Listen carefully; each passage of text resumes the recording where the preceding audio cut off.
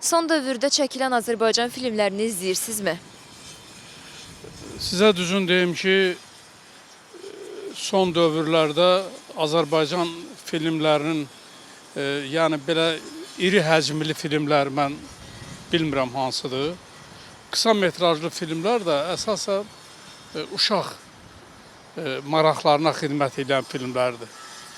Amma məsələn deyək ki, bu günləri bizim nəslin hansından soruşsaz kino, o sizə doğul istərəm və s. qəhrəmanlıq tariximizi əks etdirən filmlər haqqında danışa bilərlər.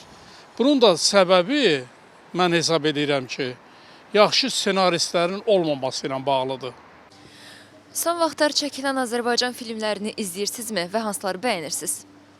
Bəli, son vaxtda çəkilən Azərbaycan filmlərini izləyirəm, bəyənirəm. Ayıq sürücü, eləcə mən burada tək olmuşam filmi var.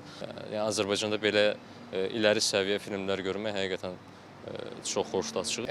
Luger filmini izləmişəm və Luger filmində bəyəndiyim bəzi səhnələrdə xarakterlərin rol gərəyi etdiyi davranışlar olsun, qurduqları cümlələr və təbiiliyi gərəyi, rol gərəyi xoşuma gəlmişdi. Sadəcə belə bir şey var ki, çox üst səviyyə olaraq qəbul eləmirəm.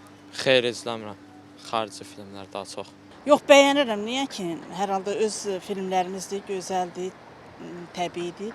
Son vaxtlar çəkilən Azərbaycan filmlərindən Talih Yüzbəyovun bəlkə də filmi var, ona getmişdim.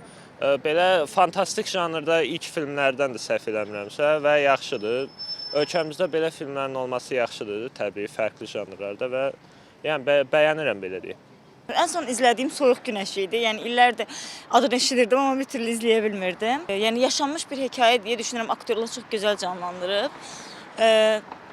Təsirli bir hekayə idi. Azərbaycan kinoda Xozudur.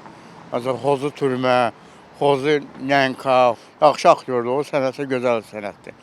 Burası o bəzə qərib ancaq pərdə arxası.